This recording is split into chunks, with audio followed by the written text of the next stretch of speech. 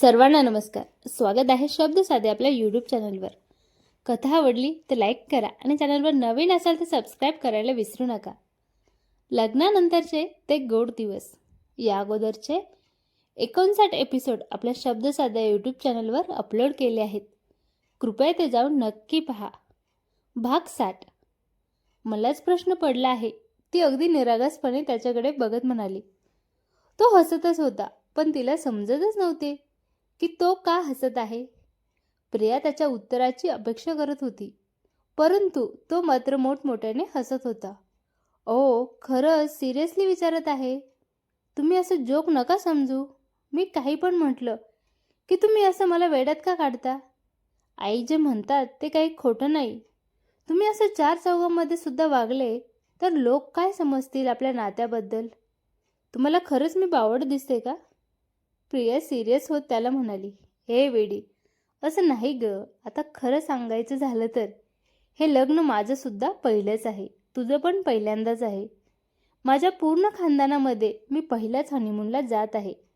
आणि तूच तर म्हणते पिक्चर टी व्हीमध्ये जे दाखवतात तेच आपल्याला तिकडे करायचे आहे. अजून तुला तुझ्या या प्रश्नाला मी काय उत्तर द्यायला पाहिजे तूच सांग. म्हणून मला हसू आलं. तू बावळट नाही आहेस आणि मी असं चार चौघांमध्ये तुला बोललो तरी तू मात्र वाईट वाटून नको घेऊ.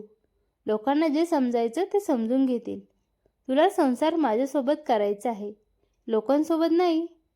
म्हणून तू त्यांचा विचार करायचा नाही. तू फक्त माझा आणि माझाच विचार करायचा. तो तिचा चेहरा आपल्या दोन्ही हातांनी पकडत तिला समजवत म्हणाला. तिला खरे म्हणजे त्यावेळेस रडू येत होते.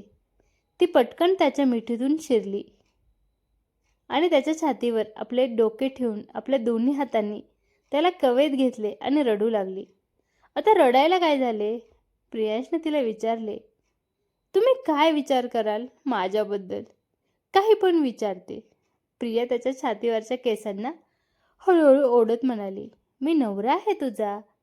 तुम्हाला हक्काने कितीही वेळा काहीही विचारू शकते आणि मी तसं कधीच तुला म्हणणार नाही की हा प्रश्न तू मला का केला. तू नाही मला प्रश्न विचारणार तर कोण.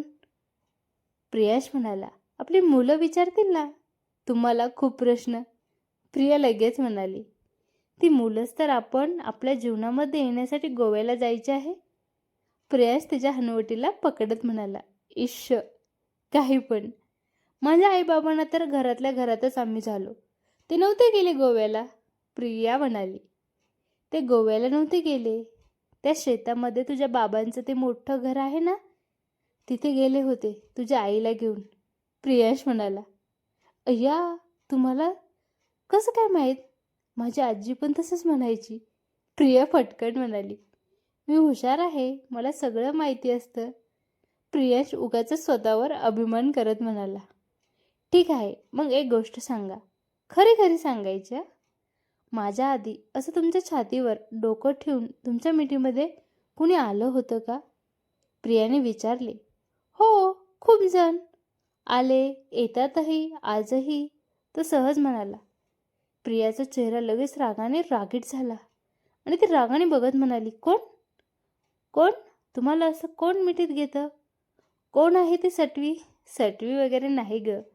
माझ्या शाळेतले छोटे छोटे मुलं व मुली, त्यांना त्यांच्या आईबाबांची आठवण आली की असेच ते माझ्या मिठीमध्ये येतात, मला प्रेमाने जवळ घेतात. मी त्यांना जवळ घेतो, समजावून सांगतो.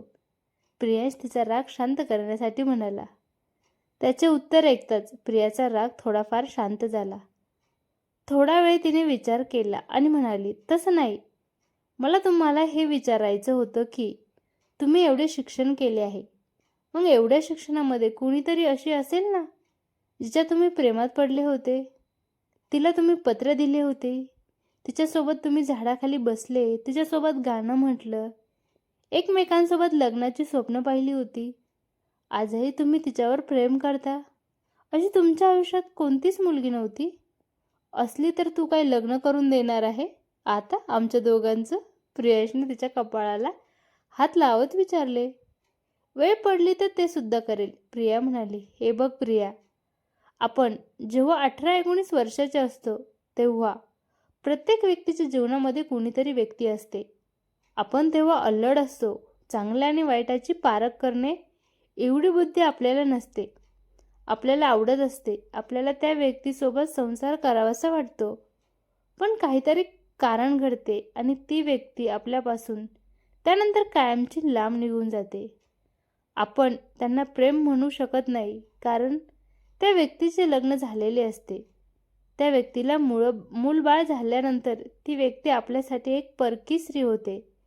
मग कसलं प्रेम आणि कसला संसार आणि कसलं लग्न? म्हणून माझ्या लग्नाच्या आधी काही प्रेम प्रकरण असले, तुला माहिती जरी पडलं तरी एवढे लक्षात ठेव, आज मी तुझ्यासोबत आहे. मी तुझ्यासोबत लग्न केलेले आहे, अगदी देवा ब्राह्मणांच्या साक्षीनं. माझ्यासह कुटुंबासह तुला तुझ्या घरी घेण्यासाठी आलो.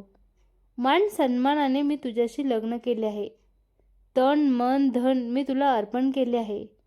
आता जगातील कोणतीही दुसरी महिला माझ्यासमोर आली तरी तिच्यासमोर तू मला काय महत्त्वाची, कारण माझी अर्धांगिनी तूच असणार आहे. मग अशा वेळेस माझ्या भूतकाळामध्ये जर एखादी असली तरी तिला महत्त्व द्यायला पाहिजे नाही.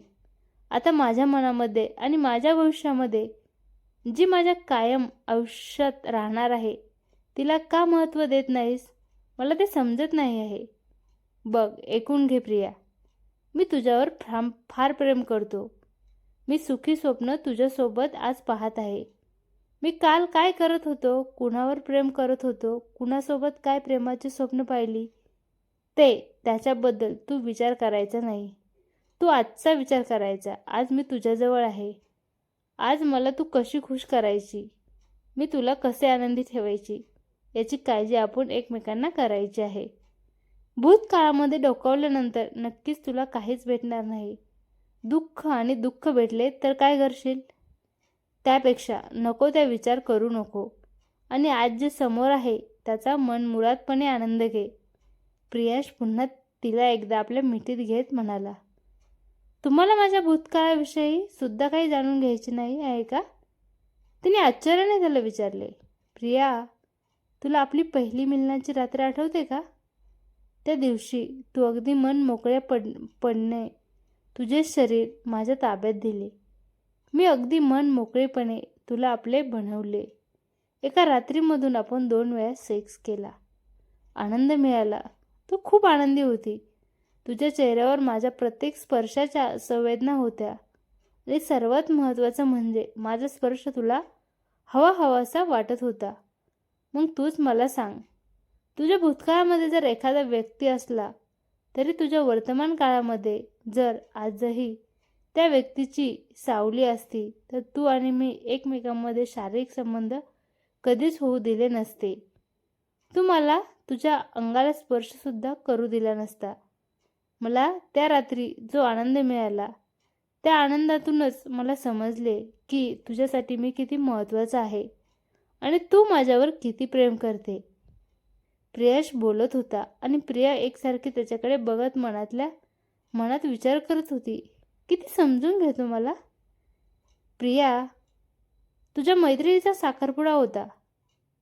त्या दिवशी तुम्ही गप्पा मारत असताना तुझी एक मैत्रीण हनीमूनला गेली असं सांगितलं होतं तूच मला.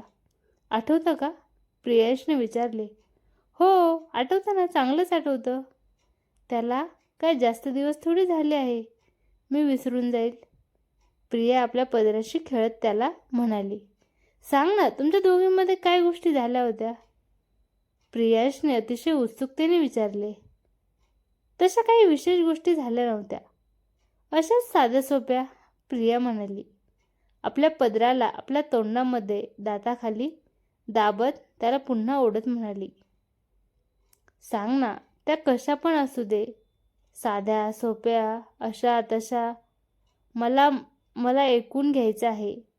तुम्ही बाया एकमेकांशी काय बोलत असतात? प्रियांश पुन्हा उत्सुकतेने तिच्याकडे बघत म्हणाला. प्रियाने सांगण्यासाठी सुरुवात केली, पण कसं सांगायचं, कुठून सांगायचं असं ती विचार करू लागली आणि त्याच्याकडे बघत म्हणाली. ठीक आहे, मी सांगते, पण मला पाणी प्यायचं आहे, मी चालली, असं म्हणून ती उठून जायला लागली. प्रियांशने तिचा हात धरला आणि म्हणाला, मला माहिती आहे तुला पाणी वगैरे प्यायचं नाही. तुला फक्त माझ्या प्रश्नाचे उत्तर द्यायचं नाही आहे. म्हणून तू अशी नाटक करत आहेस. नाही, खरंच नाही. मला खरंच खूप तहान लागली आहे. ती त्याला केविलवाण्या स्वरात म्हणाली. ठीक आहे, एक काम कर, तू बोल. तुझ्याबरोबर मीही बोलता बोलता तुझ्यासोबत किचनमध्ये येतो. तू पाणी पी, मी पण पाणी पितो. आणि त्यानंतर तू सांगतच आपण पुन्हा बेडरूममध्ये येऊया. काही हरकत नाही. प्रियाश चटकन तिचा हात धरत किचनकडे नेण्यासाठी ओढतच म्हणाला. एवढी काय उत्सुकता आहे तुम्हाला? आमच्या बायांमध्ये काय गप्पा होतात ते ऐकण्याची. प्रिया तिला आता जायची इच्छा नव्हती म्हणून ती त्याला पुन्हा कॉटकडे ओढत म्हणाली. बघितलं, याचाच अर्थ तुला पाणी प्यायचं नव्हतं. काहीतरी कारण शोधायचं होतं माझ्या प्रश्नाचं उत्तर न देण्यासाठी. बरोबर आहे ना प्रियांश? तिला अगदी संशयाने पाहत म्हणाला. आज आपल्याजवळ काहीच पर्याय राहिला नाही. यांना काहीतरी उत्तर द्यावेच लागणार आहे असा विचार प्रिया करत करत पुन्हा कॉटवर बसली आणि म्हणाली, बसा, सांगते तुम्हाला सर्व. तो तिच्याजवळ जाऊन बसला आणि अतिशय उत्सुकतेनं ती काय बोलत आहे तिच्याकडे बघू लागला. काही विशेष नाही. माझ्या मैत्रिणीनं हनीमूनला काय काय त्यांनी तिथे केले होते तेच मला सांगितले. प्रिया अगदी सरळपणे बोलून गेली. प्रिया, मी एका वाक्यात उत्तर दे असं सांगितलं नाही. मला अगदी सविस्तर तुम्ही सगळ्या मैत्रिणी सारा मंडप डोक्यावर घेऊन खी हसत बोलत होत्या आणि मी त्यातलं थोडं ऐकलेलं सुद्धा होतं. आता मला आठवत नाही, परंतु खूप वेळा बोललेल्या. एवढं छोटंसं बोलली नव्हती. उगाचच काहीही नाटक करू नकोस. मला आवडतं तुम्ही ते बोलतात ते ऐकायला, प्रियांश म्हणाला. हनीमूनला गेल्यानंतर नवरा आणि बायको यांनी काय केलं ते सांगत होती आणि ते सांगत असताना काही गमती झाल्या होत्या. त्या तिने आम्हाला सांगितल्या होत्या. ठीक आहे, असे बघू नका, मी सांगते ना. धीर धरा जरा. माझ्या मैत्रिणीचं काय झालं होतं? कशी वाटली कथा कमेंट करून नक्की सांगा. आवडली तर लाईक करा आणि चॅनलवर नवीन असेल तर सबस्क्राईब करायला विसरू नका. धन्यवाद.